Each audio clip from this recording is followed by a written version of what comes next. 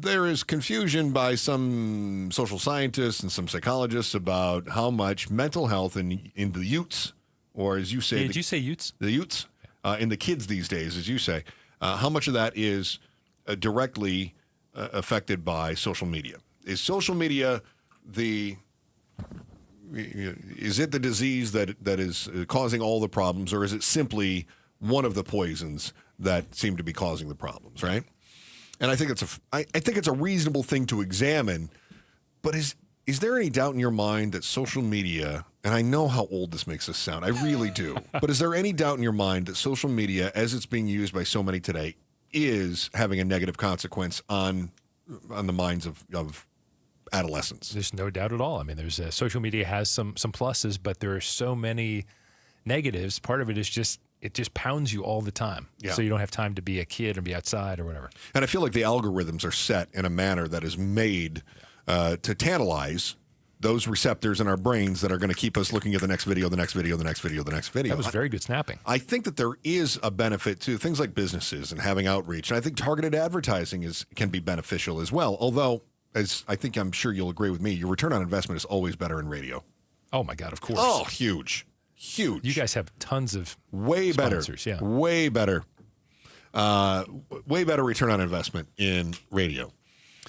But let me give you an example of how I think that social media is making kids and some adults ding dong dumber. Okay. Also, shout out the name of the segment today, TikTok Terror. It was my favorite Hardy Boys book. It was called TikTok Terror. So I bring that back. I didn't want to, if anybody else ever recognized that, I didn't want them saying, hey, he ripped off the Hardy Boys. All right, so here we go. I have railed on this before. I'll do it again. Gen Z tends to discover something that has been a thing for decades. They give it a new name. They pretend that they've made a massive discovery, and then they learn the hard way, right? Okay. Oh, we're quiet quitting. No, you're not. You're mailing it in. That's not a new thing. Okay. So how about this? Spaving.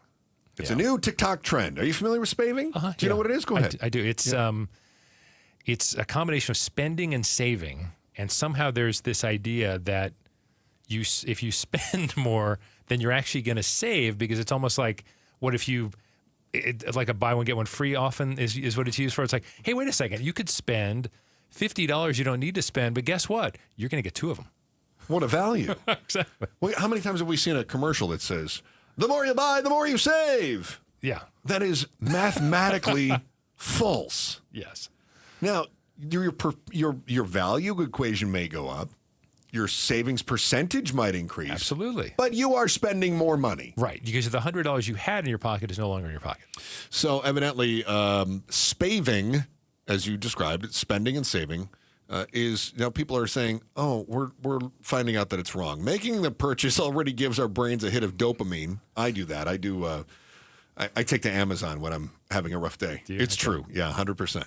Adding a splash of self-congratulations for making a money-saving financial decision can short-circuit the part of our brain that reminds us that $200 is more than $8.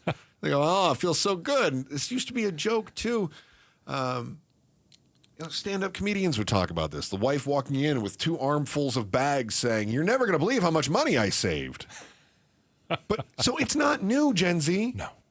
Just because you call it spaving doesn't mean that we haven't been making this mistake for generations. I know you're trying to make a bigger point here, but whenever I hear you say spaving now, I think of Bob Barker, spaving and neutering your pets. I'm not going to lie. Yeah. Cross my mind. Good. So Lady Law does some fill-in work on KTAR. She's a wonderful person. She was in with Mike Broomhead yesterday. I think she's going to be in next Friday. I have to take a day and do some moving. We asked Steve Goldstein. He was too good for us, so Lady Law is going to come in for me next Friday. She happened to be shadowing Pablo earlier this week, right? Are we allowed to say that on the air? Yeah. Pablo does some interesting things around here.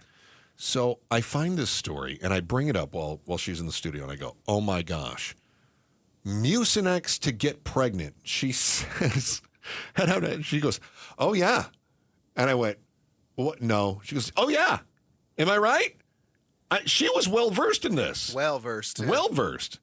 Many women on TikTok are attributing successful conception to their use of the widely available cough and cold medicine, Mucinex. And she knew all about it. Now, remember, she also is kind of an online influencer. She's very well versed in these sorts of things. So what they say is that the Mucinex method, Mucinex, remember, is a decongestant. They say that this would allow the fertilization to happen because it would allow for regulating the passage of zygotes.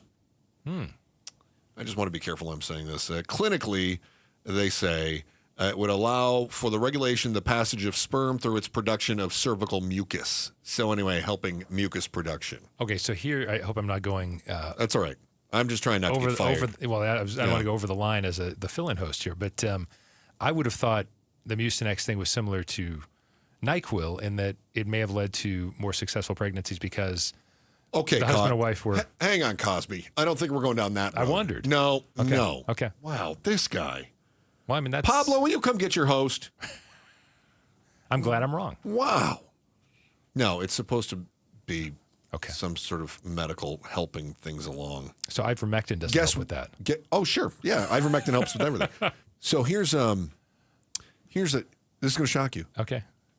There is no science on this, but TikTok says Mucinex will help you get pregnant. Therefore, the Mucinex method should be used. Didn't we find out from Fauci that science is overrated? Oh yeah, Fauci was so right. Yeah. Oh, here's one for you, Steve. Oh dear. Did you do your 23andMe yet? What did it tell you? I have not. You haven't? No. You didn't do any of that? You know what your family history is by chance? I do not know. I know that with last name Goldstein, kind of obvious on my dad's side, and my mom was an O'Brien. She's an Irish person. Oh, okay. 100% Irish. Yeah. All right. Yeah. I kind of guessed that from your red-haired locks there. And my pale skin. All right. So, let's see about this. Thanks to social media. Okay. Headline, Daily Mail, Adolf Hitler had some good ideas, a fifth of Gen Z Americans believe, according to a new poll. Yeah. 85 million people killed during the Second World War, and let's not forget the whole Holocaust thing, which actually affected a number of Goldsteins. Daily Mail poll found that more than 1 in 5, both Gen Z and black voters, and 19% of Hispanic voters agreed that Hitler had some good ideas. How do people know what his ideas were other than killing a bunch of people? Well, obviously, they've done their own research. I wouldn't think African Americans would be that excited about one of his plans. So, no, you would think not. Regardless of how Jesse Owens performed in the Olympics. Hey, Pablo. Yeah, that's a great point. Oh, good callback. Hey, Pablo, 19% of Hispanics said that Hitler had some good ideas. What was your favorite Hitler idea, Pablo? The Autobahn? I mean, I got to give him the Autobahn. Was that his? Yeah, it was kind of the freeway, yeah. That wasn't terrible. But just to be clear, I'm on the 81%. You are on the other side. Oh, okay. Thank you. I was getting a little nervous there. Yeah. Yeah. Goldstein, did you have any? Hitler wasn't. No, Hitler had some good I ideas? think Hitler and Saddam Hussein and Osama bin Laden not great people. Mussolini, you want to throw him in there? Chairman Mao. Maybe do a little more research there. Yeah, no, John Lennon had a pretty good line in the song about Chairman Mao, so we'll stick with that. Because John Lennon said. John Lennon was our TikTok. Thanks for watching The Chris and Joe Show. Click to see more from Chris and Joe, and tap the button in the middle to subscribe to KTAR News.